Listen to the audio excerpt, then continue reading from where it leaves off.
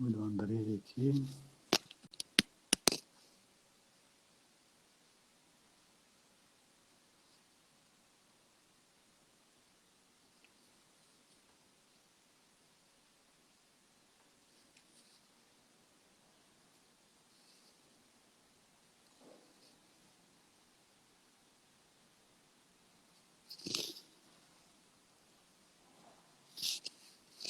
Isso, então.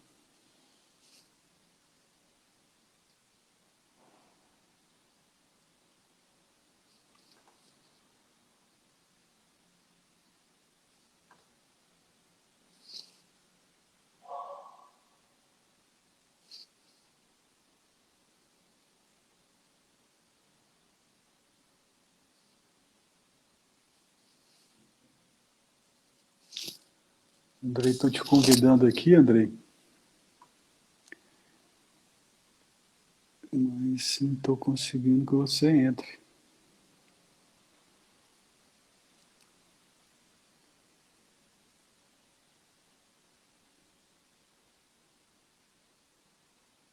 Tentar novamente aqui.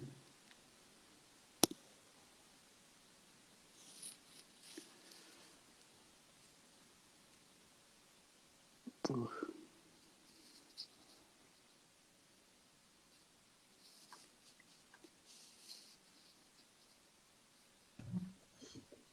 Olá, Ô, Vitor, tudo bem? tudo bem? E aí, Como é meu que tá, caro? cara?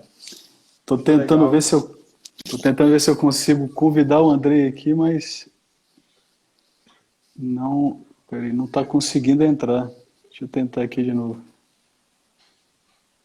Eu acho que ele tem. Eu pedi para participar, de repente, talvez ele tenha que pedir para participar.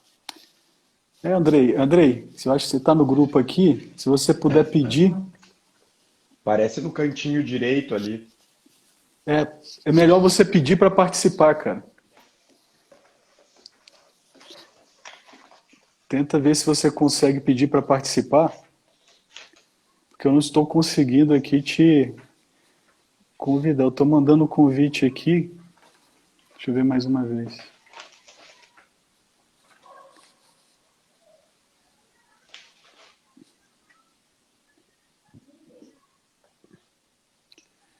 Eu te enviei o convite aqui, mas não sei se não está dando.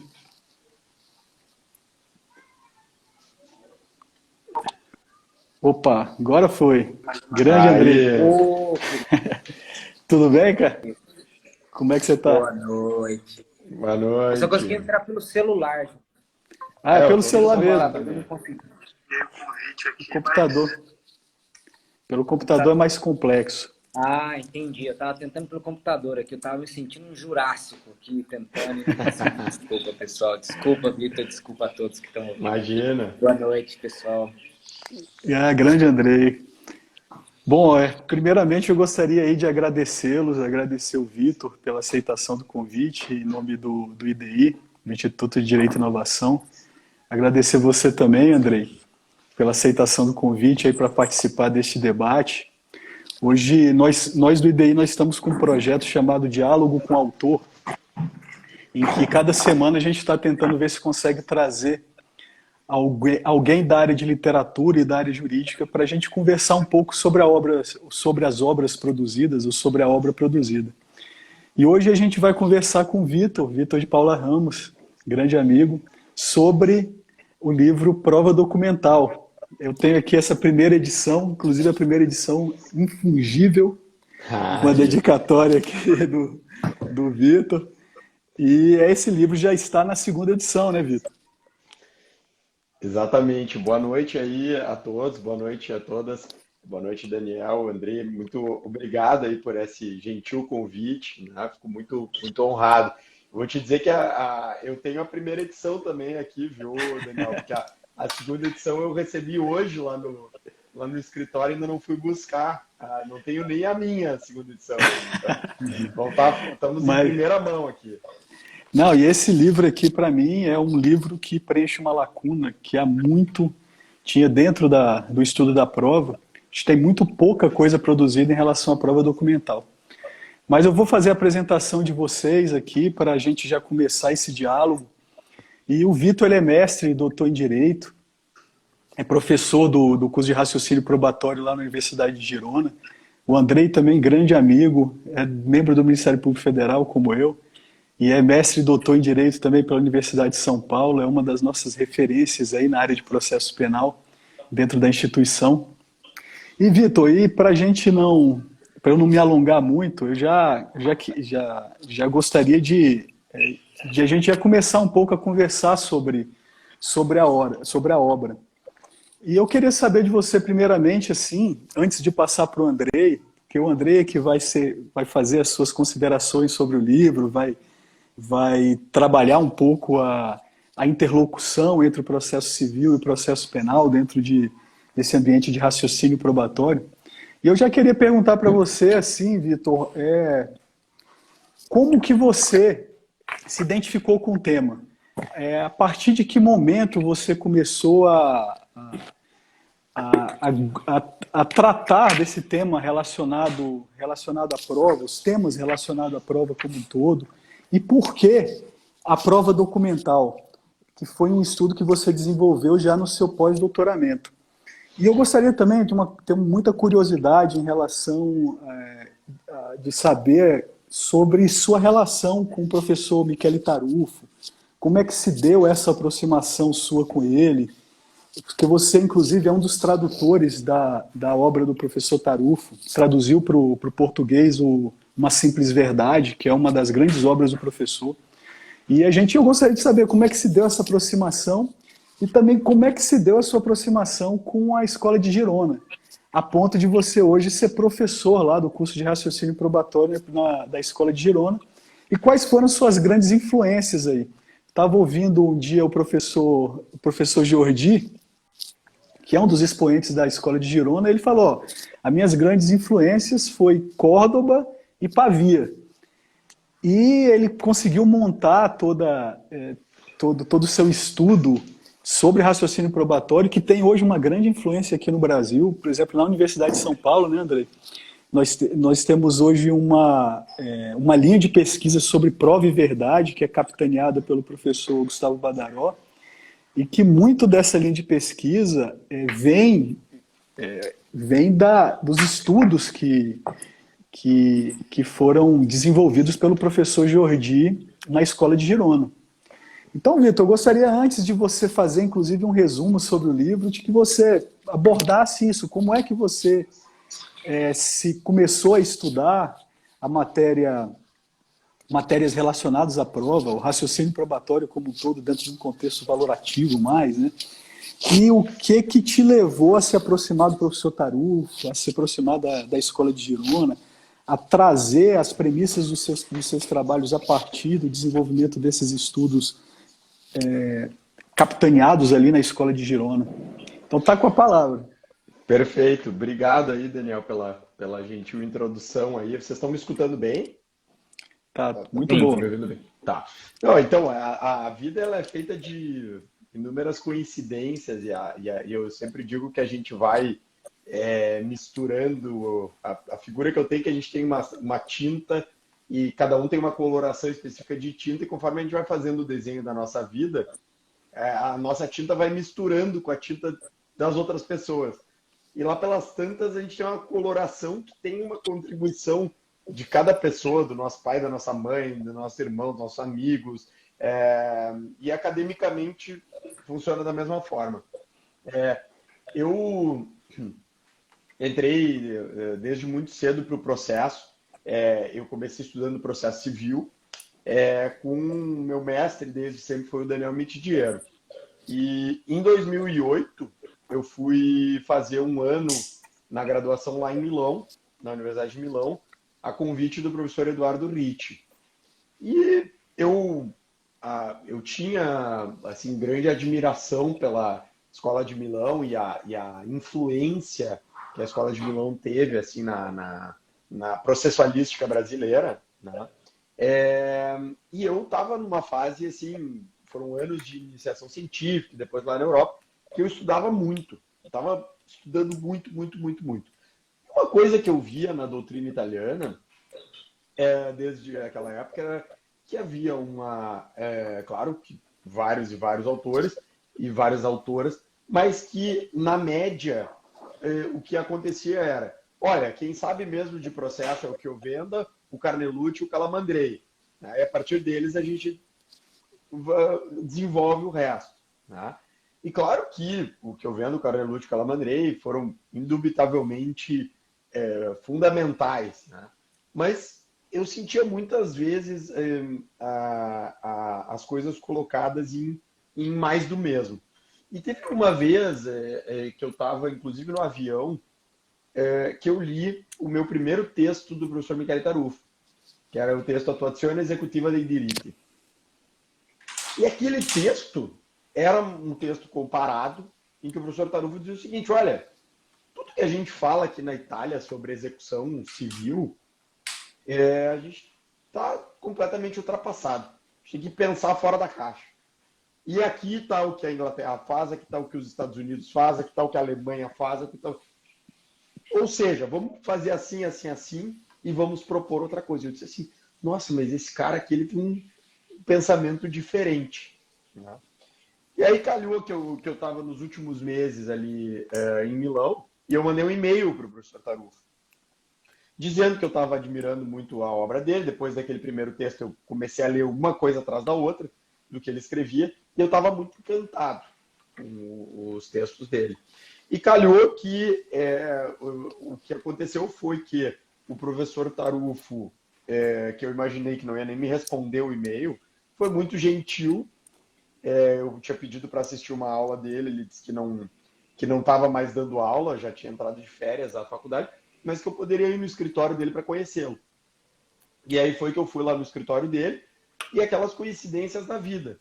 Justamente no dia que eu fui lá, estava conversando sobre por que as traduções são complicadas e tal, e ele me disse assim, rapaz, sabe que estou com um problemão, porque nós estamos querendo traduzir meu livro para o português, não temos quem faça. E então as coisas foram acontecendo assim. Né? E aí então acabou que a gente se deu muito bem assim desde a saída. O professor viu que eu estava muito interessado, estudando muito, e nisso houve a oportunidade, então, de eu iniciar esse contato com o professor Tarufo e, depois de alguns meses, vir a ser contratado para traduzir essa obra, Uma Simples Verdade. E calhou que o coordenador da coleção em que seria publicada essa obra no Brasil era um tal de Jordi Ferrer Beltrán. Né?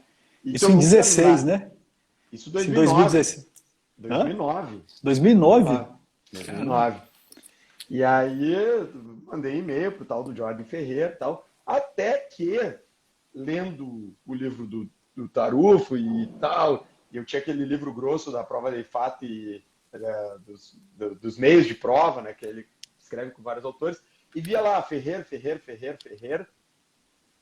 até que chegou onde eu falei, cara, o Ferrer que eu tô falando, lá da editora, que eu não sabia se ele era um funcionário da editora, o que ele é. Ele é o cara que o Tarufo cita toda hora. Aí eu comecei a ler o Ferrer, comecei a ler, e aí vieram a Porto Alegre, o Tarufo pela primeira vez em 2010, o Jordi pela primeira vez em 2012, e a partir daí desenvolvemos toda uma relação. E aí quando eu entrei no mestrado, que eu fui discutir com o Mitidiero sobre o que eu ia escrever, o Mitidiero me sugeriu, olha, quem sabe tu não aproveitas que tu está estudando muito de direito probatório e escreve sobre o ônus da prova. Eu disse, olha, boa ideia. Bom, e aí depois de escrever sobre o ônus da prova, eu tive que entrar profundamente em toda a teoria geral da prova, tudo acabou se desenvolvendo. Eu acabei fazendo o doutorado em tutela lá em Girona, e aí o doutorado sobre prova testemunhal, e aí então depois se desenvolveu para depois eu ser convidado lá para ter uma disciplina lá sobre prova testemunhal lá no mestrado em raciocínio probatório. A preocupação que eu tive com a prova documental foi parecida com a prova testemunhal, porque quando eu fui discutir a primeira vez com o Jordi, e o Jordi já meu orientador, meu co-orientador de doutorado, foi a teoria geral da prova, ela já está muito debatida e muito assentada, né? Pelo menos no exterior, né? E o Jordan me disse o seguinte: agora, ninguém até hoje, né, ou poucos autores e autoras até hoje exploraram isso em relação às consequências que isso tem para a operatividade do processo, né? Então eu comecei com o estudo da prova testemunhal e depois fui para o estudo da prova documental. Todas as minhas preocupações, né, Daniel, elas saem da prática da advocacia. E da prática da advocacia dizendo o seguinte: olha, o que eu vejo na prática da advocacia? É prontuário médico, é exame de corpo de delito, são filmagens, fotografias, etc., que sempre foram vistos como não problemas. Está tudo resolvido. Tem ali o prontuário médico, o médico está dizendo que houve lesão e acabou. Tá? E aí eu comecei a ver que tinha muitas problemáticas em volta disso. Então, essa foi a motivação assim, para entrar aí no tema. Né? Vitor, e a coleção Raciocínio Probatório? A coleção ela já tem alguns livros, já tem umas obras que já são consideradas clássicas, né? Você fez duas traduções, uma tradução do livro da professora Carmen Vasquez sobre prova pericial e uma grande obra do professor Jorge Ferrer Beltrán, que é o raciocínio... Valoração racional da prova. Valoração racional da prova. E você já tinha traduzido a Prova e Verdade, né, pela RT. Como é que surgiu a ideia da coleção, Vitor? Tem dois livros, tem os dois livros que você traduziu e tem mais as suas duas obras, né? Isso. E estão saindo mais quatro obras esse ano agora. Vai sair, inclusive, a do Daniel Gonzalez Ladier, né? Daniel Gonzalez, da Marina Gascon, tá dando em primeira mão aqui, ó, furo de notícia. Daniel Gonzalez, Marina Gascon, também, Prova dos Fatos, e também o livro do professor Jorge Ferrer sobre standards. Também são três que estão na sequência aí para os próximos meses. O livro sobre prova sem convicção, né? Prova sem convicção, exatamente. Acabou a bateria. Continua me dando, tá? Agora picotou para mim, não sei se para... Tá cortando, Vitor.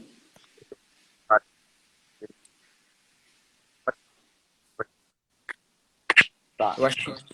Agora melhorou? Melhorou agora. Tá. Então vou ficar na mão mesmo. Então, o que acontece, né, Daniel? Isso foi uma perspectiva que surgiu a partir de uma necessidade de mercado. Né? Porque assim... E mercado não estou falando só de venda, né? Estou falando de acadêmico mesmo, né? Porque eu chegava lá, dava aula, né? Vamos dar uma aula de prova documental. Aí o aluno e a aluna chegavam lá. Professor, que legal, achei legal aí o que o senhor falou aí sobre prova testemunhal, sobre prova documental. Mas o senhor tem alguma coisa... Como é que eu começo a estudar a prova? Olha, tem que começar a estudar a prova pelo Tarufo, que está publicado lá, a Simples Verdade, pelo Jordi. O Jordi, onde é que eu compro? Lá na Espanha. Quanto que custa para comprar? 80 euros, mais trazido para o Brasil dá 120, transferido para real, são 600 reais. Né? O que acabava acontecendo na prática? Chegava no fim de semestre, eu perguntava ao pessoal, e aí, leram? Não lemos. Né? Então, o que eu comecei a ver? Não adianta a gente começar a falar de raciocínio probatório no Brasil se a gente não tiver as obras de base em português e acessíveis. Tá? Então, na época, a gente conversou lá com a Juspodium, disse, olha, pessoal, isso aqui não existe no Brasil. Não existe uma coleção em português sobre o raciocínio probatório. Vocês topam a gente fazer? Puxa, claro que sim, vai ser muito legal. E eu vou dizer para vocês que eu até me surpreendi com a acolhida que a coleção teve. Foram mais de 4.000 livros vendidos em menos de 6 meses. Caramba! Então, realmente é uma coisa impactante. Saíram os primeiros 4 volumes, esse ano saem os próximos 4 volumes. E a combinação que eu tenho com eles é justamente de fazer uma curadoria das melhores obras, e entregar traduções que não é que a gente vai contratar o fulaninho de uma empresa de tradução. Nós vamos pegar os profissionais da própria área do direito probatório, do raciocínio probatório, que são profissionais que entendem do assunto e que vão traduzir as obras, e eu reviso as obras, linha por linha. Então, a gente faz um trabalho assim, muito, muito, muito cuidadoso. Né? Então, realmente, tá com esses livros agora que estão saindo, da Marina, do Daniel, do Jorge, da Carmen, nós já temos um aparato teórico para depois começar a desenvolver, né, bastante sólido. Então, essa era a minha primeira preocupação aí com a coleção. É bacana. O Luiz até comentou comigo, Luiz Kischer, comentou comigo que o professor Daniel Gonzalez ficou bem impressionado com o detalhamento, com a Exatamente. abordagem que vocês faziam a ele para tirar dúvidas e tal. Muito interessante, né, Exatamente. Vitor? A gente fez um trabalho assim, o Luiz Felipe, por exemplo, para quem não conhece, um amigo comum de todos nós aí, procurador da República também, doutorando na USP, também profissional da área do direito probatório, foi quem traduziu aí o livro do Daniel Gonzalez, né? Aí o Luiz Felipe traduziu, a gente começou a revisar juntos, linha por linha, palavra por palavra, debatendo entre nós, olha, essa palavra aqui, será que é essa ou será que é aquela? E o que faltava a gente discutir ainda com o Daniel olha, página 42, a gente está na dúvida que se é esse o contexto, não é? Justamente para ser uma tradução bastante precisa, né? Bom, Vitor, eu vou passar então, agradeço aí essas primeiras considerações. Vou passar então para o Andrei para fazer as considerações sobre o livro. O Andrei é um grande colega do Ministério Público Federal, uma pessoa que eu admiro demais, gosto muito. É uma pessoa que tem uma incursão acadêmica sólida. Eu até digo que o Andrei, para mim, é um dos mais completos procuradores da República da área criminal. Costumo dizer isso porque é um bom investigador, as suas peças elas servem como referência para nós, e além disso tem uma incursão acadêmica sólida. É uma pessoa com uma honestidade intelectual impressionante. Eu tenho o Andrei muito como referência, tanto na área acadêmica quanto na minha área profissional também. E o André ele tem alguns estudos sobre prova documental. Inclusive, ele escreveu um texto muito interessante para o livro que a gente coordenou, eu, o Ronaldo, inclusive, está aqui na nossa live, eu, Ronaldo e Luiz, chamado Altos Estudos sobre a Prova no Processo Penal. Você também tem um texto muito importante nessa obra, inclusive um texto citado, Vitor, no livro do professor Jordi, o Prueba Sin Conviction, que nos encheu de orgulho, né? E o Andrei tem, nessa mesma obra, tem um texto muito importante sobre prova documental. E, Andrei, eu gostaria que você fizesse algumas considerações sobre o livro do Vitor, tentasse fazer uma interlocução entre o que ele produz e o processo penal.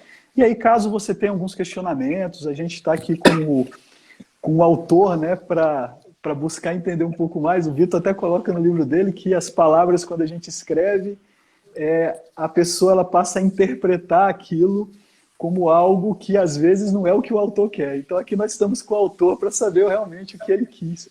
Que diabos ele quis dizer, né? Com aquela confusão toda. Algumas coisas que foram colocadas ali na obra. Então, André, já te passo a palavra, fica à vontade aí. Obrigado, Daniel. Obrigado mais uma vez pelo convite. Em seu nome no Instituto, né? Direito e Inovação, uma honra estar aqui. Eu te admiro muito, não só como amigo, e sei que as palavras são decorrentes da nossa amizade, mas também como profissional, pessoa séria, trabalhamos junto, sei da sua seriedade. O Ministério Público deve muito a você, Dani. Ministério Público Federal, né, onde você atua com tanto zelo. E academicamente você vem mostrando também a importância da sua dedicação. Tive o prazer de ler seu trabalho de mestrado, que vai ser depositado em breve, e é um trabalho primoroso, vai ser uma referência. Quem não conhece a linha de estudo do Dani é sobre metaprovas, que é um tema super atual, em relação inclusive à prova documental, é um tema super importante, ou seja, você fazer provas sobre a fiabilidade de outras provas, coisa que no Brasil muito pouco se fala, e eu tive o prazer de ler seu trabalho e sei como é um trabalho sério, dedicado, estudo profundo baseado nas mais avançadas teoria sobre a prova, né, Dani? Então, para mim aqui é uma honra quando você convida. Eu sempre estou aqui disposto a participar, porque sei que vou aprender muito. E ao Vitor, né? O Vitor é uma referência, eu já vi outras palestras, tem o livro dele, li todo, tá todo rabiscado o meu livro, e realmente esse livro, ele é um livro de cabeceira para quem quer se dedicar à prova em geral. Então, embora seja um processualista civil, de berço, hoje o Vitor está muito mais no campo epistêmico, ou seja, o que o Vitor produz hoje não é só mais para o processo civil, ele vale para o processo penal, para o processo tributário e todos os outros ramos do direito. E o Vitor é realmente não só uma referência como processualista, um dos maiores processualistas dessa nova geração, e vem auxiliando a colocar o estudo da prova em um outro patamar, não só com os livros da prova testemunhal, da prova documental, com as traduções, com essa coleção que é primorosa, mas com a clareza de pensamento e com a humildade e a inovação na forma de expressar o seu raciocínio e na forma de propor ideias. Para quem não conhece o livro do Vitor, por exemplo, ele é cheio de imagens, com QR Codes, você pode abrir, eu achei isso fantástico. Acho que realmente o Vitor fez o que ele falou, não fez mais do mesmo, pelo contrário, foi muito além, inovando na forma de expor. Então, falar do Vitor para mim, é realmente uma referência. E falar dessa obra realmente é uma obra fantástica. Primeiro, porque parte de uma visão racionalista da prova, que permite controles intersubjetivos. E uma obra que busca a verdade, em que vê como a busca da verdade um valor importante, não só do processo civil, mas do processo. Eu lembro de uma palestra sua, Vitor, você falando assim, eu fico imaginando o que o médico vai pensar se eu falar para ele que o processo não deve buscar a verdade, né? Eu lembro isso me marcou bastante. E, incrivelmente, no Brasil ainda tem que são os verofóbicos, como dizia o Goldman, que diz que a verdade tem que ficar fora do processo. Realmente, eu concordo contigo que a busca é algo realmente a busca da verdade é algo realmente relevante, que a gente tem que buscar, óbvio que não é o único objetivo, sobretudo no processo penal, tem diversos limites epistêmicos, em razão não só de questões epistêmicas, mas de outros valores que são caros ao processo. Mas, embora ela não tenha mais o seu trono de outrora, da época da Inquisição, a busca da verdade tem que ser um objetivo institucional do processo. Sem isso, como diz o professor Gustavo Badaró, é melhor a gente jogar os dados do que fazer um processo de busca, né? Um processo, estaríamos ali, um juiz, não estaria sendo juiz propriamente dito. E ele, como o Dani já disse, além dessa premissa, que é essencial e analisado com profundidade, sobretudo no capítulo 2, ele se debruça sobre um tema realmente esquecido, sobretudo no processo penal, posso dizer com muita tranquilidade. O professor Scarance, meu orientador no mestrado, ele sempre dizia que espera no Brasil alguém escrever um livro sobre prova documental no processo penal, porque realmente é um tema, e eu vou adiantar um pouco isso mais à frente, mas é um tema em que se utiliza, a prova documental muitas vezes é utilizada como uma prova coringa, para você burlar os requisitos de admissibilidade das outras provas. Então, aí a importância desse tema me parece bastante grande. E o que o Vitor fez é essa profunda análise da prova documental, desde os autores clássicos, começando lá realmente com Calamandrei, principalmente com Carnillucci, o Chiovenda, que são ali os precursores dos estudos da prova documental ainda no século XX, no início do século XX, e vem até os autores modernos, a visão crítica, com uma visão bastante crítica, né? E, como eu disse, é um livro com muito fácil leitura, com exemplos claros, com muito agradável, então é muito prazerosa a leitura. E as conclusões e sugestões práticas, ao final, eu gostei muito, eu acho que até o Vitor se inspira, ele, acho que expressamente, inclusive, no livro da prova pericial, né, da Carmen, que ele mesmo traduziu, ele faz propostas ao final, não só ao legislador, como aos operadores. Isso me pareceu algo bastante importante. E várias questões me parecem muito importantes, né? A importância de você trazer para o contexto da prova documental, onde foi produzida aquela prova, qual era o contexto, que tipo de conversa era aquela, era uma conversa de WhatsApp entre amigos, uma conversa de boteco, era uma conversa, uma palestra, qual era o contexto, qual era a forma que elas estavam discutindo. E isso me chamou bastante atenção dessa importância de nós relembrarmos sempre que a prova documental ela se submete também a um processo de interpretação sempre. Sempre, sempre. A prova documental, ela não é aquela imagem, não, aqui não, contra fatos não há argumentos, ou aquelas expressões de que como se a interpretação estivesse fora do processo. Realmente, ela é algo imprescindível para o intérprete e a gente tem que ter isso bastante em atenção. Por exemplo, no caso de analisar uma interceptação telefônica. Se você ouve, por exemplo, uma interceptação telefônica, às vezes, eu lembro uma vez uma interceptação telefônica em que a polícia falava que os investigados queriam matar o promotor e o juiz. E aí você via aquilo no papel, eu mesmo pedi a prisão com base naquilo. E depois o juiz virou para mim e falou assim, Andrei, você ouviu o áudio? Os caras estavam brincando, eles estavam falando, rindo, tirando sarro. Então, assim, você tem que tomar cuidado com esses elementos. Me lembrei dessa passagem, quando você fala dessa questão da interpretação do contexto também. Desmistificar a transparência e totalidade das fotografias e gravações e vídeos. O Vitor mostra muito bem como o fotógrafo, embora a foto não possa mentir, como há fotógrafos que mentem, né? Então, você pode, dependendo do ângulo, mudando o ângulo, você pode realmente modificar toda uma fotografia, né? Tem uma fotografia que me chamou muita atenção, que é uma do Príncipe Charles. É o Charles, né? Que fazendo assim, parecia que ele estava mostrando o dedo médio para alguém, dependendo pelo ângulo, né? E, de repente, quando você olha a foto pela frente, na verdade, ele está mostrando, fazendo assim com os dedos, né? Então, isso mostra bastante a importância do contexto, né? E, por fim, na verdade, um breve resumo, né, dessas qualidades, das muitas qualidades desse texto, é você afastar as ideias de superioridade epistêmica da prova documental. Realmente, a maioria das premissas, eu concordo, sobre a valoração da prova documental estão equivocadas, eu concordo. E como a gente muitas vezes perde páginas e páginas nos manuais de processo penal discutindo prova, documento público, documento privado, coisas que hoje em dia praticamente não tem mais relevância alguma, cópia, discussão sobre cópia, original, questões que hoje perderam grande da sua relevância. Eram aquelas questões lá no século XX, no início do século XX, quando se criou essa estrutura, a coluna vertebral da prova documental, mas que hoje ficaram completamente obsoletas. Então, o que eu falo aqui, falei já do Vitor, falei da obra do Vitor, então agora eu vou falar um pouco da minha posição do processo penal, como membro do Ministério Público, óbvio, essa é a minha posição de fala, interessado nesse tema, que realmente foi um tema que sempre me trouxe muita perplexidade.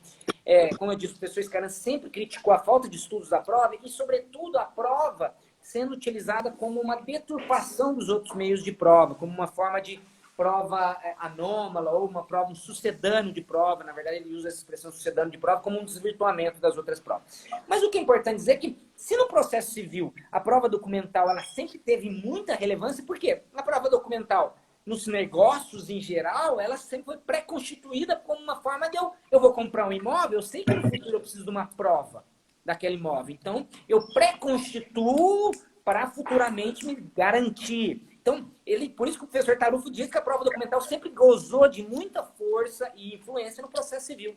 Mas, no processo penal, ela sempre foi vista como uma prova de menor importância. Por quê? Porque se nós pensarmos os crimes até a década de 40, que foi quando o Código Penal e o Código de Processo Penal foram editados, eram crimes, em sua maioria, crimes violentos e crimes que se baseavam, na sua maioria, na prova testemunhal. A prova documental era uma prova de menor importância. Ela só ganha relevo no final do século XIX e do século XX. Tá? E outra diferença também relevante no processo civil e no processo penal é que no processo penal, ao contrário do civil, a gente não documenta algo para futuramente ser usado contra nós, né? Então, os criminosos não têm por hábito fazer prova documental, como se diz, não se passa recibo da corrupção e assim por diante. Então, nesse ponto também é diferente a perspectiva civil, ou seja, os fatos delitivos não são previamente documentados como regra. E uma terceira diferença, um terceiro complicador que eu chamaria, é que no processo civil, no processo penal, nós importamos aquilo que é acriticamente a teoria do processo civil. Como se costuma dizer aqui, mais uma vez, o processo penal como Cinderela, né? Usando as roupas velhas do processo civil. e, obviamente, sem muita adaptação. Então, o que faz com que a prova documental tenha muito pouco prestígio entre os processualistas penais. A prova penal tem um parco tratamento legislativo, só temos 7 artigos no Código de Processo Penal tratando de prova documental, a maior deles tratando de questões sem a mínima relevância, como autenticação de documentos, essas questões, e os temas importantes nós não temos que nos socorrer do processo civil e do processo de disposições soltas, né? Bem, feito esse panorama, uma primeira questão, Vitor, eu te passo a palavra, a primeira questão é em relação, basicamente, sobre a prova em si, a prova documental em si e a sua extensão, o seu conceito. Eu gostaria de refletir contigo sobre uma questão. A prova documental e a prova digital. O professor Gustavo Badaró acaba de iniciar uma matéria na pós-graduação da USP, a primeira vez que ele apresenta essa matéria, que chama prova digital. No primeiro dia de aula, a primeira questão que eu fiz para ele foi: professor, prova digital é algo autônomo ou a prova digital está dentro da categoria prova documental? E aí, a doutrina aponta diversas características dessa chamada prova digital. O que eu chamo aqui de prova digital? Seriam aquelas originadas da manipulação eletrônica de números. Digits, do inglês digit, aí vem digitais, porque os documentos são binários, né? Eles são formados 1 e 0. A partir da numeração 1 e 0, se produz uma eletricidade, e aí, a partir disso, se produz os documentos digitais. Ele tem um método de incorporação digital e não analógico.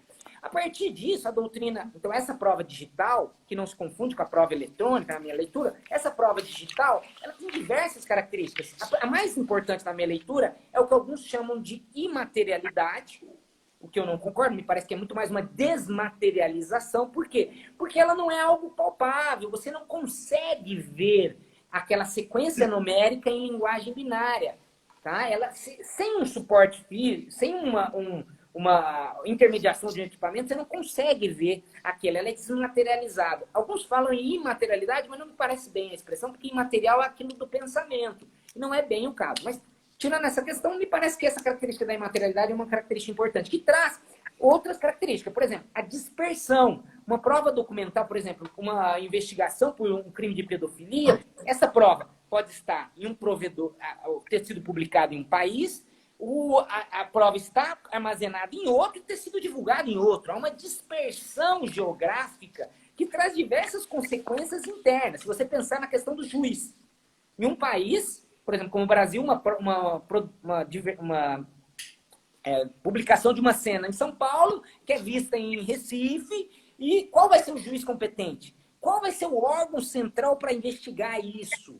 Isso traz também consequências no âmbito externo. É muito comum que haja procedimentos paralelos em países diferentes apurando a mesma conduta. Outra característica dessa prova digital, que a doutrina às vezes aponta, é a sua promiscuidade. Como assim promiscuidade, Andrei? Dentro da prova documental, da prova digital, você tem dentro dela questões que dizem respeito ao tema probando, mas diversas outras que não têm qualquer relação com o tema probando. Se alguém apreender meu celular hoje investigando um crime, por exemplo, de corrupção, pode encontrar algo de corrupção, mas vai encontrar também uma gama enorme de matérias que não tem nada a ver com esse tema probando. Então há uma mistura, e isso tem um grande potencial lesivo à privacidade. Hoje, se eu perguntar para qualquer um de vocês que estão nos ouvindo aqui, né, o que você prefere? Que seu celular seja apreendido e acessado, ou que seu telefone seja interceptado por 6 meses? Vamos lá, 1 ano. Vamos lá. Eu acho que a maioria vai dizer que prefere interceptação. Tamanha capacidade intrusiva que nós temos por conta dessa promiscuidade. Tem também uma outra característica muito importante, que é a possibilidade de clonagem. Ou seja, você tem cópias fiéis do original na prova digital. Outra característica, a volatilidade ou fragilidade desse documento. E isso aí nós temos muitas questões epistêmicas que você trata muito bem. Você tem que preocupar não só com o processo de criação desse documento, como também com a cadeia de custódia. Porque, às vezes, o simples acesso ao documento já deturpa ele. Eu estou fazendo toda essa questão, essas características da prova digital, parte da docência chama de prova digital, para recolocar a questão. As provas digitais são uma espécie diferente da prova documental ou elas devem ser incluídas no meio de prova? Essas particularidades justificam um tratamento diferenciado ou a gente tem que continuar usando a roupa antiga da prova documental? E eu chamo ainda a atenção porque você mesmo critica muitas das críticas que você faz, Vitor, no seu livro, é baseado justamente nessa ideia de que a prova documental foi pensada na prova escrita e foi se criando puxadinhos. Puxou um puxadinho aqui para tratar da fotografia, um puxadinho ali para tratar da... E foi se criando um puxadão que hoje a gente tem diversas, e o seu livro, o subtema, inclusive é esse, né? Do documento aos documentos, a gente tem diversos temas. E a questão é, será que a prova documental ainda é um guarda-chuva apto a tratar de temas tão variados? Eu sei que você não, pelo menos no seu livro você não faz isso, mas eu vou... Outros pontos que me parece que até as suas conclusões chegam a isso. Quando você diz que tudo que a gente falou de valoração da prova documental, hoje a gente tem que repensar. Será que realmente a gente tem que continuar nesse caminho? Ou será que era o melhor a gente começar para outro caminho? Quando você fala, inclusive, em documentos com símbolo e documentos com indexalidade, isso já não é uma demonstração que talvez haja uma diferença entre uma gravação, por exemplo, e um documento escrito?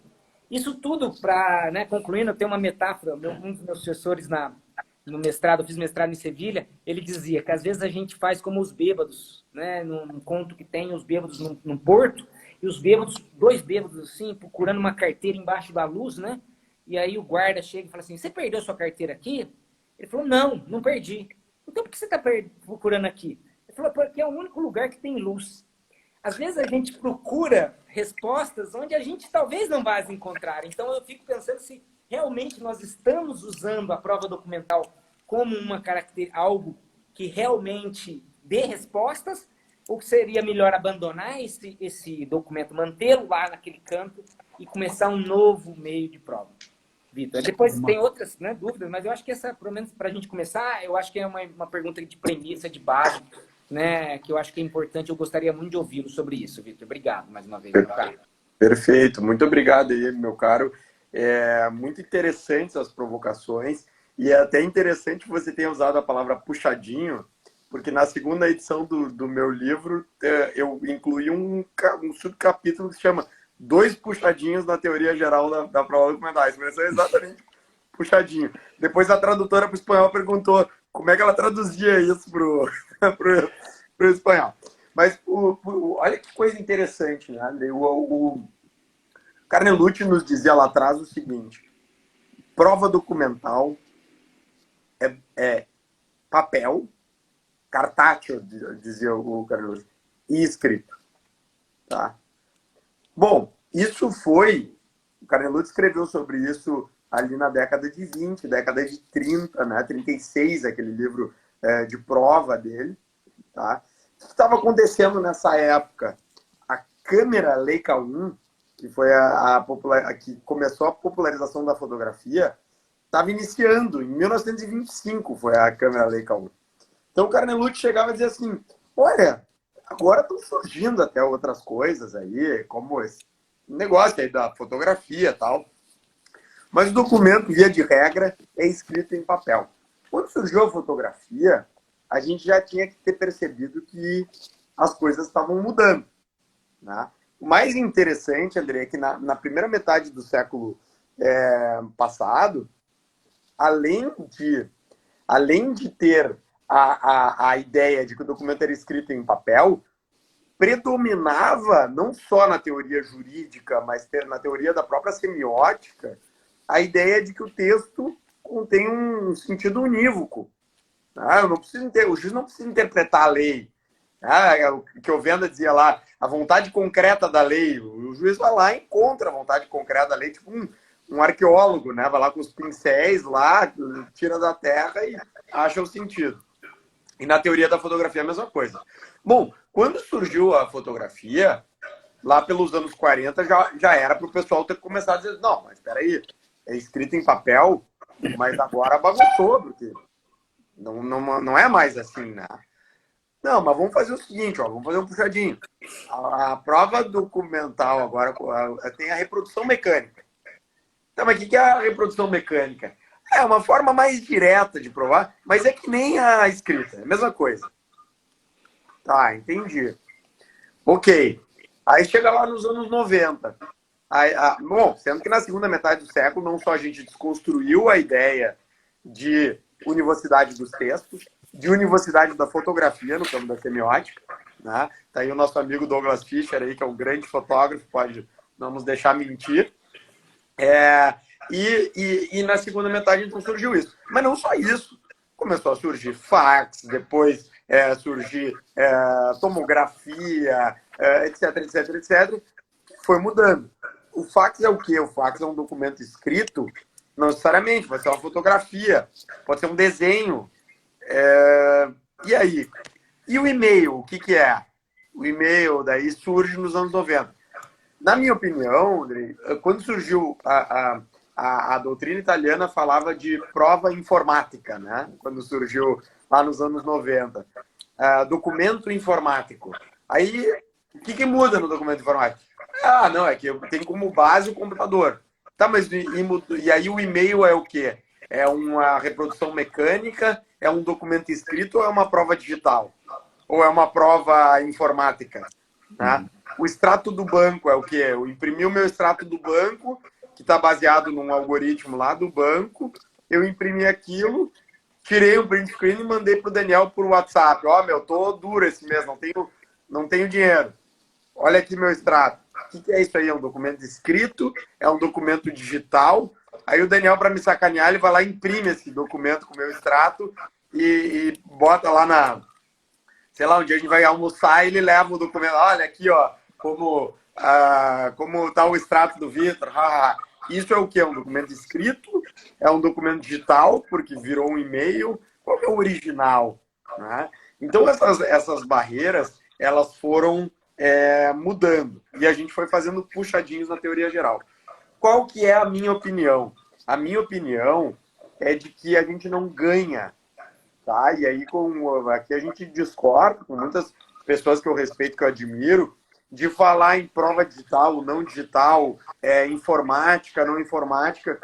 O que a gente precisa, na minha opinião, é levar o raciocínio probatório para dentro do meio de prova. Isso quer dizer o quê? Mas a prova é digital. Tá, mas e aí? A prova é digital e aí ela é feita como? Ela é feita por um algoritmo, é feita por uma máquina. Essa máquina ela tem introdução de informações pelo Daniel ou a máquina calcula sozinha as coisas?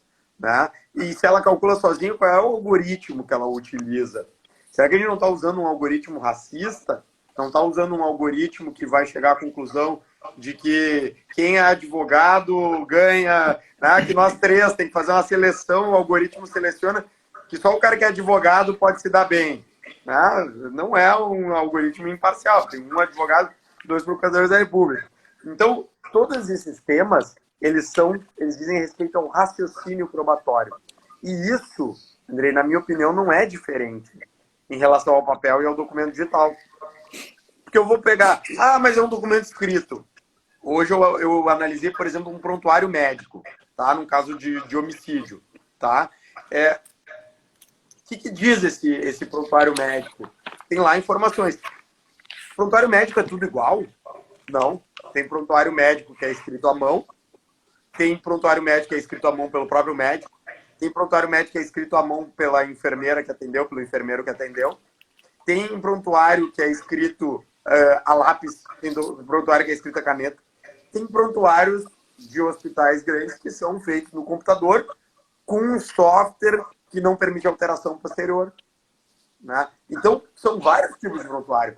Eu não posso hoje dizer para você assim, o prontuário médico como uma categoria. Eu tenho que analisar aquele prontuário médico. Por isso que é a ideia do documento aos documentos. Aquele prontuário médico, como é que funciona?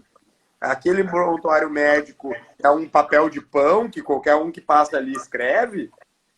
Ou ele é um prontuário que é registrado num computador e tem uma certificação de data, e eu sei que no dia 12 de outubro de 2012 o Daniel Salgado entrou lá com tal informação que ele não tinha como saber se ele não tivesse atendido o paciente. Por exemplo, o paciente tinha uma mancha na região genital, e aí o médico atendeu o paciente com essa mancha. Puxa, como é que o sujeito adivinhou aquilo ali?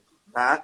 Então, na minha opinião, não ajuda a gente dividir os documentos em prova digital, prova informática, prova em papel, reprodução mecânica, são categorias que eu entendo que não auxiliam. O que eu acho que a gente precisa entender é como é que funciona aquele documento. Para isso, eu sugiro no livro 2 grandes linhas. E não são exclusivas, né? Vamos ter que ver muitas coisas. Saber se o documento, qual é o tipo de signo que tem naquele documento. De fonte, né? A fonte, se é baseada no ser humano ou em máquina, e a qualidade de permitir alterações fisiológicas e patológicas. Como é que funciona aquele documento. Com base nisso, eu vou poder ter um panorama geral do documento. Né? Isso que você colocou de que, por exemplo, que a dispersão, etc., eu não entendo que seja uma característica específica de documentos digitais, por exemplo. Eu posso fazer uma ecografia, que é um documento que, se eu não tirar foto da ecografia, e aliás a fotografia da ecografia não serve muito sozinha, tá? Porque o médico que está olhando ali, no momento que ele olha ali em 3D, que ele dá o parecer dele. Mas eu quero desafiar aquele parecer, eu vou ter que fazer outra ecografia. Então também nós temos ali uma prova que se produz ali naquele momento e que se perde, né? Perfeito, Vitor. Ao final, concordo com você. Eu mesmo escrevi sobre prova documental e coloco a prova digital dentro.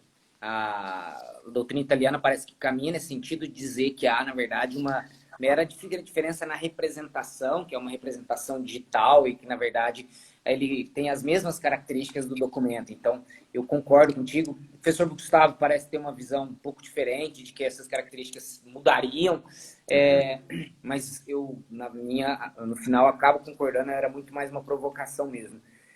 Uma questão isso é um problema muito do processo penal, Vitor. Então, essa é uma questão que mais me chamou para estudar a prova documental no processo penal. Por quê?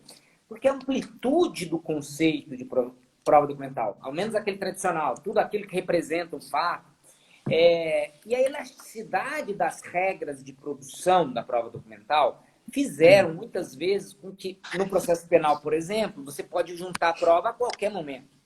E como também no processo civil, você junta e já produz a prova, né? Não tem um juízo, um filtro de admissibilidade prévio.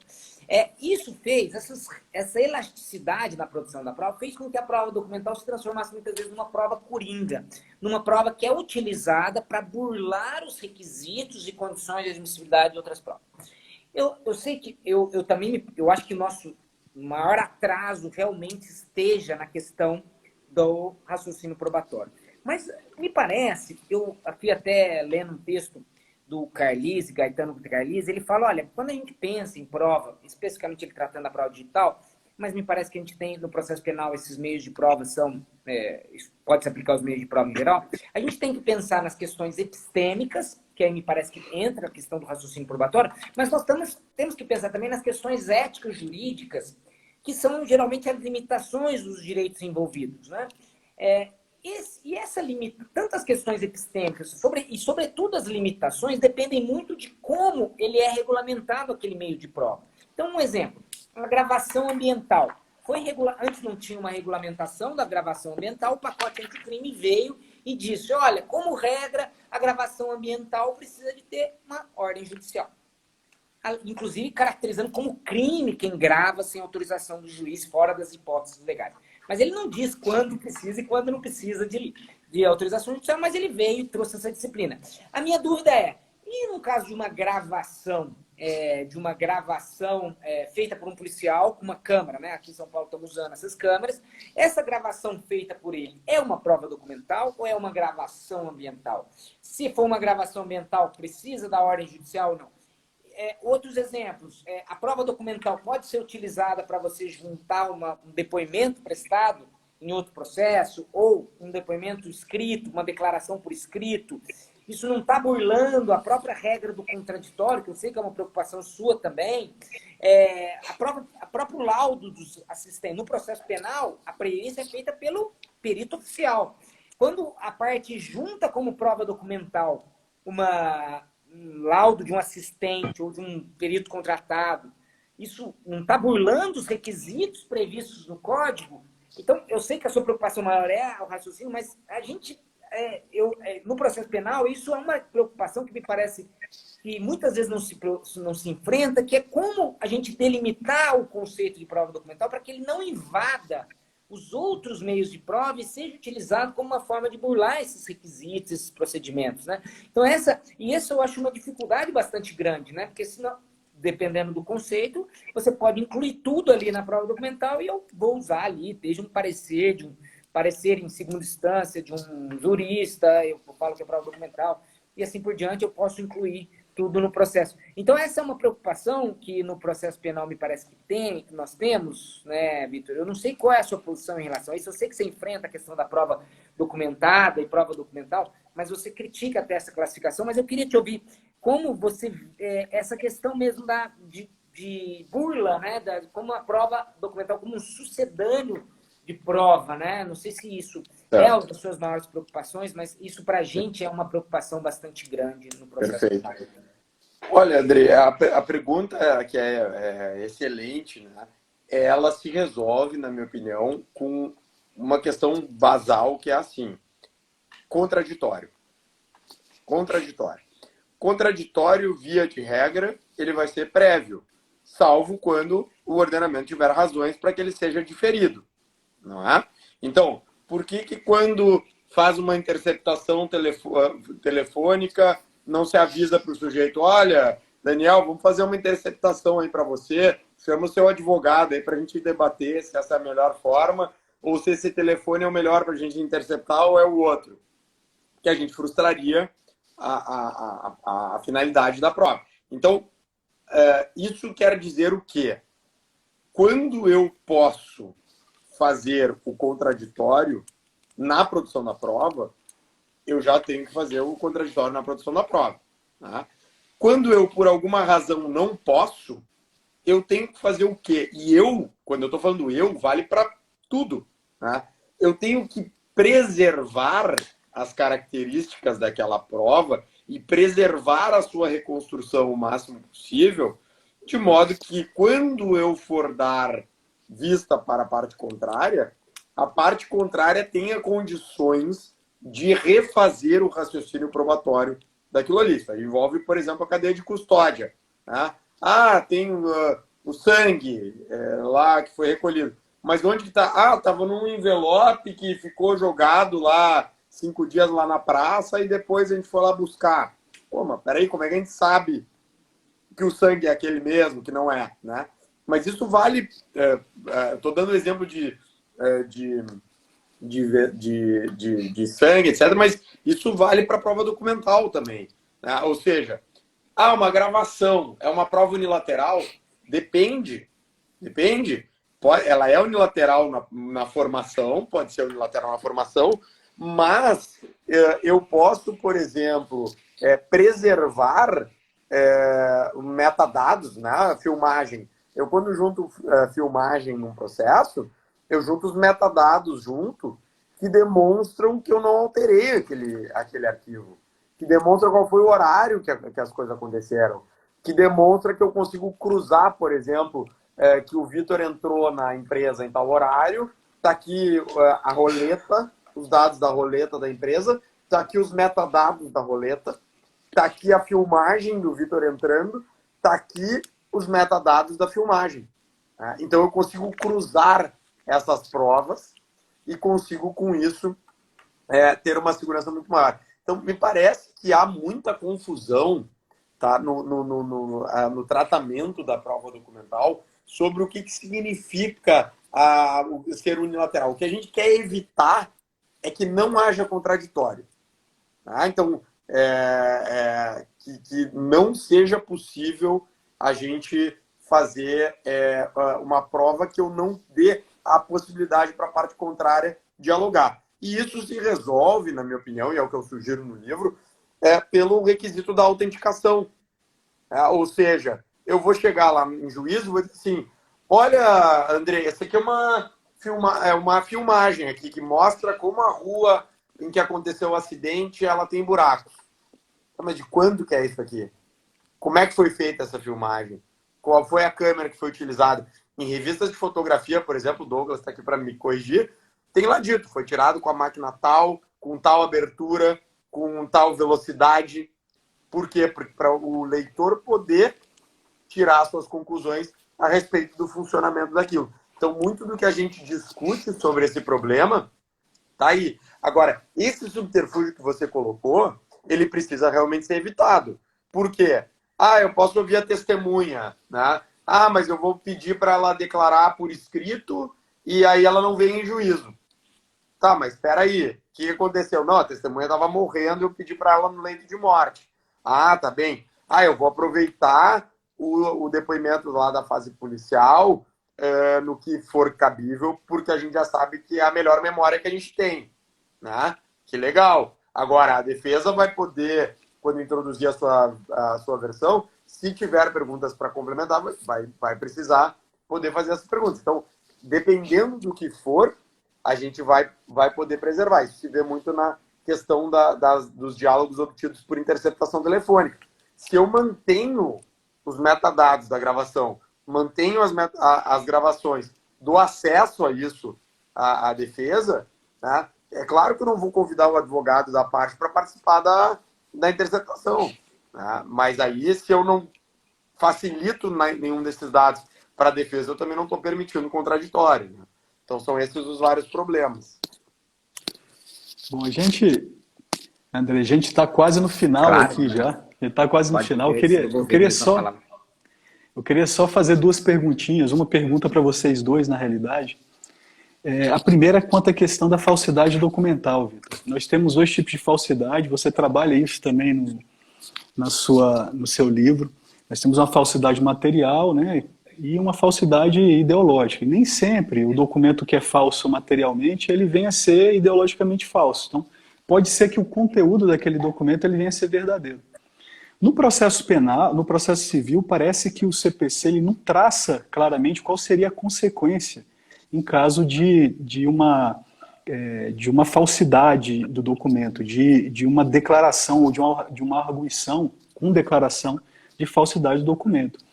Aí você até fala que há duas concepções, uma dizendo que essa falsidade ela geraria a própria retirada do documento, então você tem uma possibilidade de inadmissibilidade a posteriori, já que o documento ele é inserido no processo sem se passar por um juízo de admissibilidade prévio. E uma outra concepção de que estaria dentro de um contexto da valoração. Aquele documento, mesmo contrafeito, um documento materialmente falso, ele poderia ser valorado, até mesmo porque você poderia ter outros métodos de autenticação daquele documento. Então, ele poderia ser autenticado de outra forma, poderia ser corroborado a partir de uma concepção de completude da prova por outros meios de prova. Mas já no processo penal, o artigo 145, né, André, é claro, falando que o documento, quando ele é falso, ele tem que ser excluído do processo. Então não há uma possibilidade de valoração daquele documento, mesmo tendo um conteúdo, aparentemente, mesmo tendo um conteúdo verdadeiro. E nós temos casos de falsidades que não são relevantes. Por exemplo, uma data falsa, ela pode ser relevante, por exemplo, no caso de uma pessoa que faleceu e aquela data ela foi colocada naquele documento antes do seu falecimento, mas o documento foi gerado depois.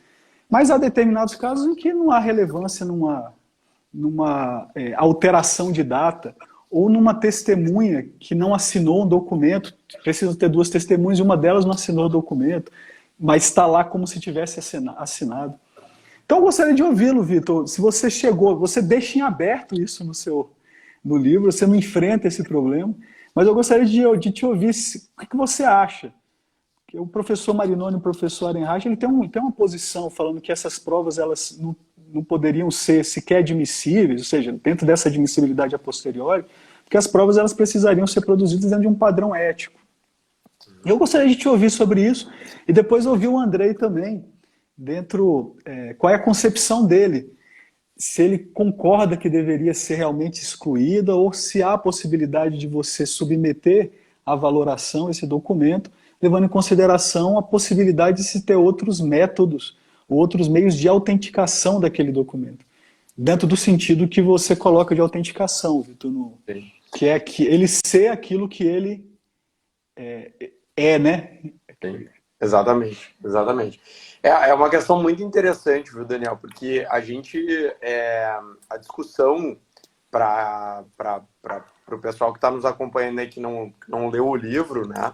A dificuldade que a gente tem é com a questão do tudo ou nada, né? E o Daniel deu um exemplo excelente. Puxa, eu preciso saber qual foi o momento da morte da pessoa. Puxa, para eu saber qual foi o momento da morte, é fundamental, por exemplo, saber se aquela filmagem está com a hora correta, né?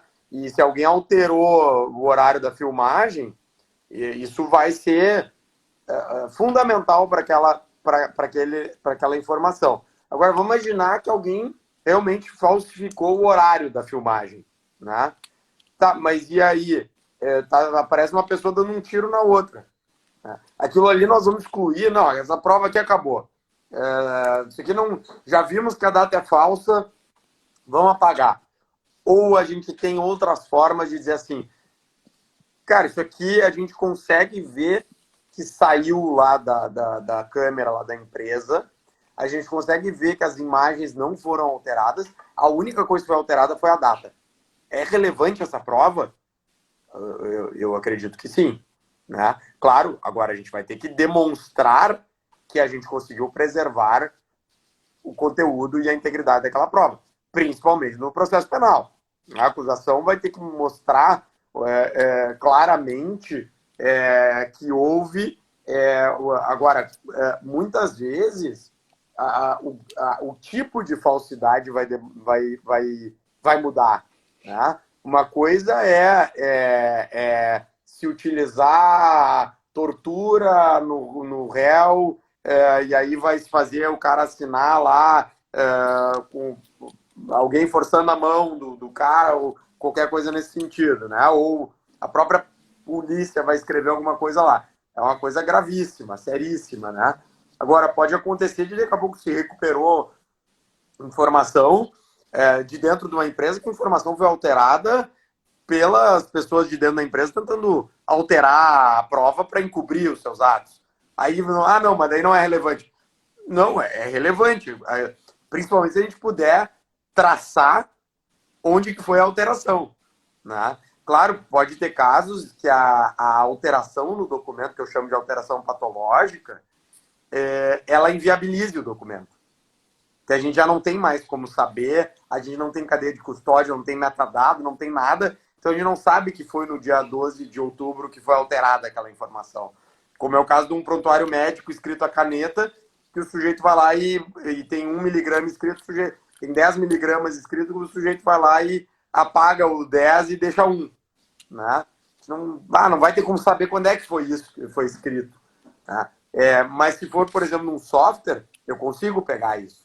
Né? E aí, realmente, na minha opinião, isso precisaria ser levado em consideração. Eu concordo também, Daniel. Eu acho que talvez a questão seja mais de ônus argumentativo, de explicar para o juiz, né, que eventualmente a questão da relevância, que aquele tema, embora adulterado, haja ainda relevância e aquilo epistemicamente é válido, né, ele tem força ainda epistêmica para demonstrar aquilo que tem relação com o tema probando e que a falsidade não atinge essa potencialidade probatória do documento, né? Então, eu acho que é um ônus argumentativo da parte que quer manter. Me parece que o que o legislador quis ali foi aquele documento que é emprestado no todo, né? Ele não se desceu, até porque na época muito pouco se havia estudado, né? Nos anos 40, né? Então, me parece que o juiz tem essa possibilidade de epistemicamente demonstrar que aquele documento tem valor probatório, ele é relevante, como o Vitor falou, de ser aceito, né? Mas aí talvez seja a questão mais ônus argumentativo, de prova, e por isso que talvez até, por isso o procedimento de falsidade tem lá a possibilidade de prova. Então talvez esse seja esse o caminho, né, Dani? Bom, ótimo. A gente já está chegando ao final aqui. O Instagram, eu acho que dá uma possibilidade de a gente se estender um pouco mais. A gente está chegando, a gente já passou de 1 hora, mas eu acho que dá para ir se cair o pessoal, sabe que foi o Instagram que derrubou. Mas eu acho que dá para gente tentar responder alguma outra pergunta ou abordar algum outro tema. Se você tiver, Andrei, Eu mais queria um falar tema que você queira uma abordagem, questão, se eu puder, Dani, é um tema que eu acho que é bem importante. Assim, o Vitor fala no livro dele que é a questão uma das classificações dele é o documento com fonte em máquinas e o documento em fonte em pessoas. Me parece uma classificação muito relevante, porque tem consequências práticas muito importantes. E um dos temas, eu sei que não é esse o objeto do seu trabalho, não daria para se debruçar tanto, mas é a questão do algoritmo, né? Você fala do documento elaborado, né? Quando ele é elaborado por que tem raciocínio agregado em razão de um algoritmo. No processo penal, a gente tem o grande exemplo disso, são os RIFs, né? O relatório de inteligência financeira feito pelo COAF, baseado em um algoritmo. Há uma comunicação com a COAF, ele elabora um documento que ele é feito por um analista, mas ele tem como premissa um algoritmo, né? Eu também lendo um texto recentemente soube de uma empresa privada de tecnologia chamada Palantir, que tem um software para identificar terrorista.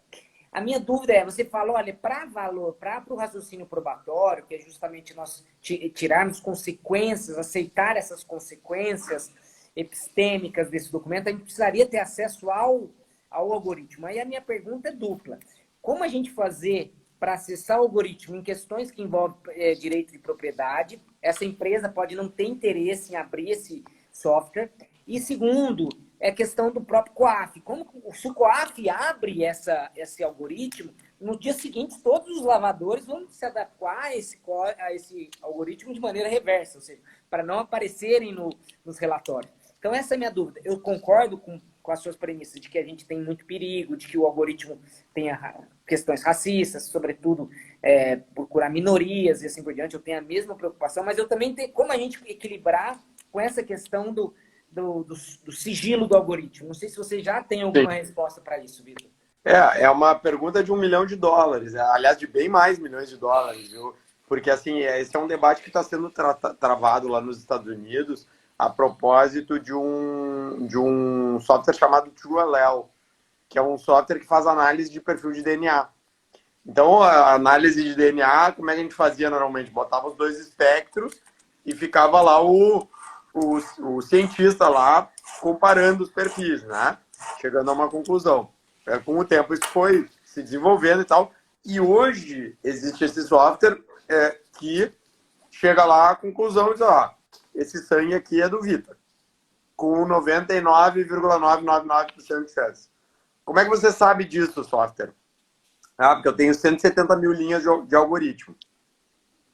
Tá, mas e aí, qual foi o raciocínio? Não, mas isso é um segredo industrial. Tá, mas e eu que sou acusado lá no processo penal, eu faço como para me defender dessa prova? Não, o software está dizendo que é você.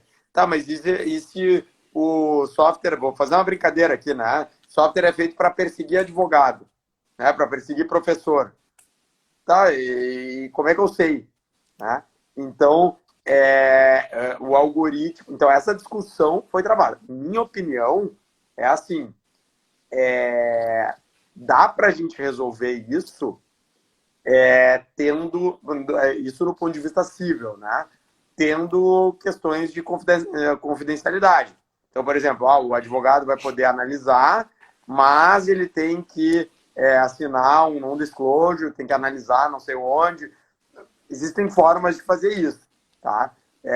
Tem proteção de patente, então o cara não vai poder copiar, mas eu acho que a black box, como se diz, é muito séria, tá?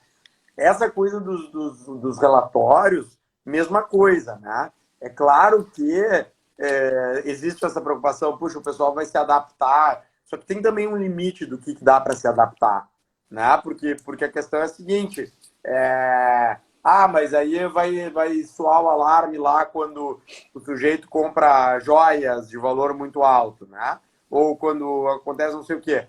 Bom, mas as pessoas sabem disso hoje, né? E aí, nós vamos simplesmente dar para o algoritmo a possibilidade de, daqui a pouco, ter debates aí, ou não. A gente vai simplesmente dizer, ó, deixa o algoritmo é melhor do que nós, e vamos deixar, se for um policial federal, se for um membro do Ministério Público, a gente tem que controlar. Agora, o raciocínio do Daniel Salgado a gente controla em juízo. O raciocínio do policial federal lá que efetuou a prisão, a gente controla em juízo. Mas o algoritmo daí, se for uma máquina, aí a gente confia que ela vai ser boazinha.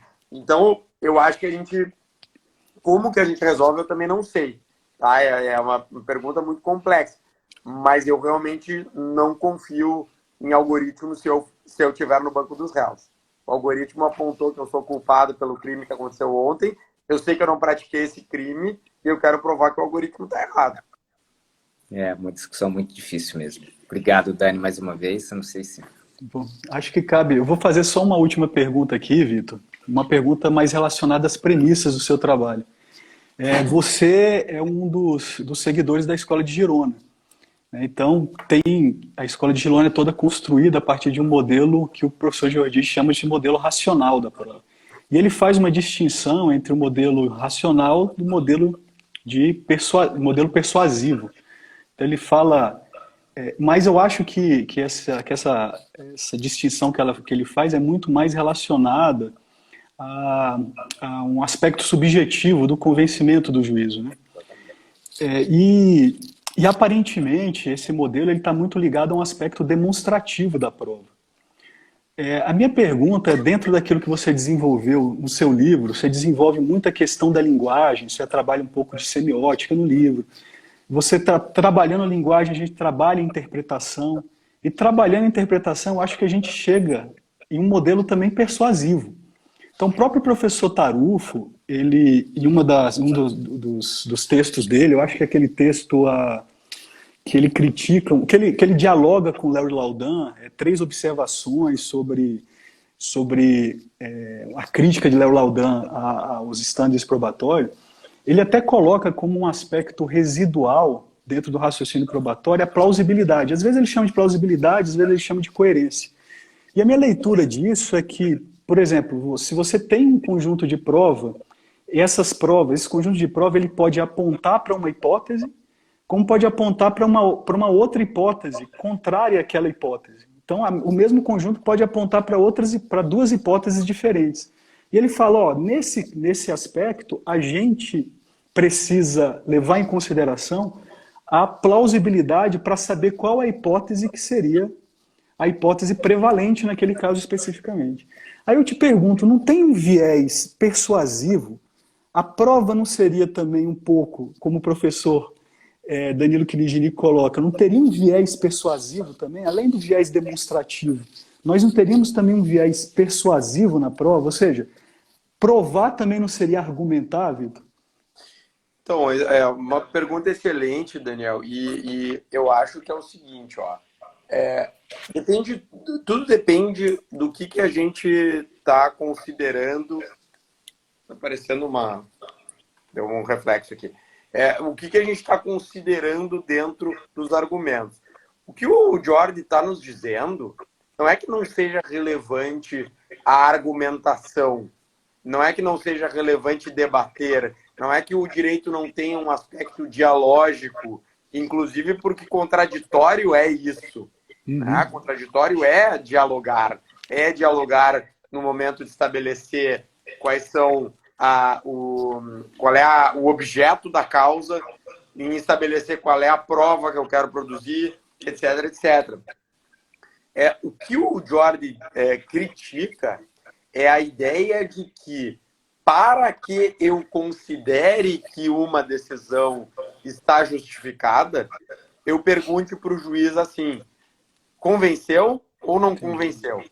Tá? Eu costumo usar o exemplo aqui da ginástica olímpica. A ginástica olímpica, até 1948, a gente chegava lá, o competidor fazia lá o seu número e a gente perguntava, árbitro, gostou ou não gostou?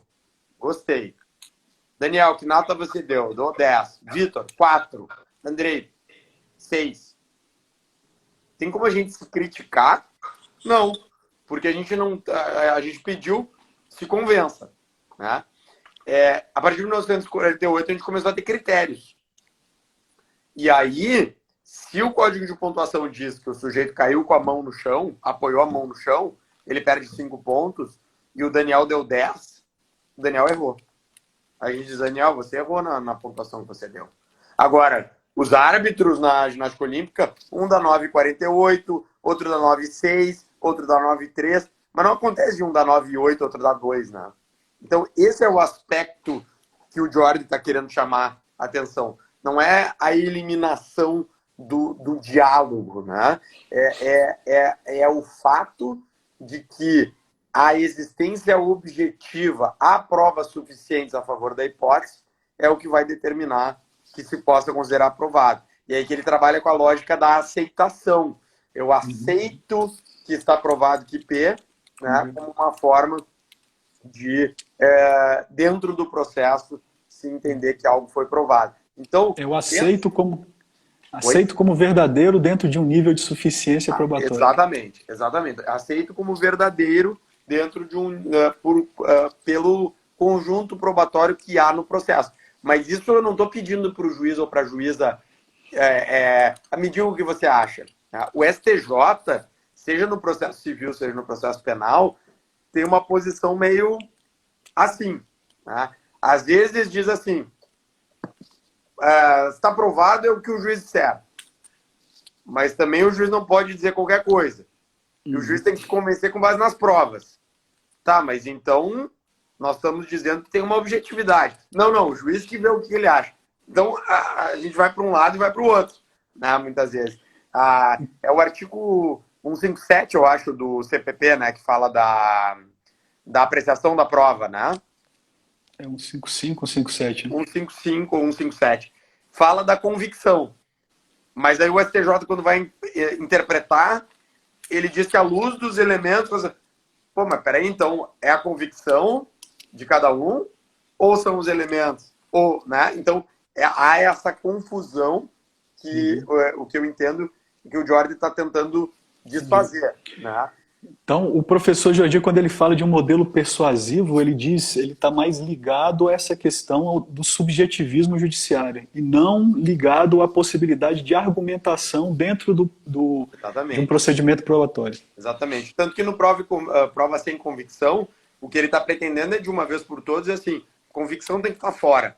Agora, toda a ideia de estándares de prova dele partem da ideia de qual foi a versão da defesa. O que a defesa falou sobre isso aqui? A defesa levantou uma hipótese e tal, no processo civil, no processo penal. Né? Ele fala de estándares mais exigentes e menos exigentes. Nos mais exigentes, é assim, tem que ter sido refutada toda e qualquer hipótese plausível. Agora eu não vou me lembrar de qual é o texto lá do estândar que ele propõe. Até níveis mais baixos, que assim, olha, tem que refutar o que a defesa falou. Né? Tem que refutar a hipótese da defesa. E aí isso aí vai depender. Então, claro, o papel das partes, ele é, assim, fundamental. Né? As partes vão ter que vão dialogar, e isso é natural, isso é positivo.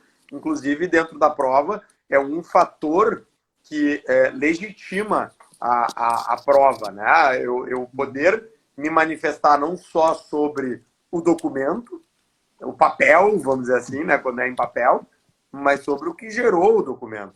Como é que esse prontuário médico é feito, como é que a filmagem é feita, de quanto em quanto tempo se apagam as imagens, eu tenho a gravação completa ou não, todas essas informações vão mudar.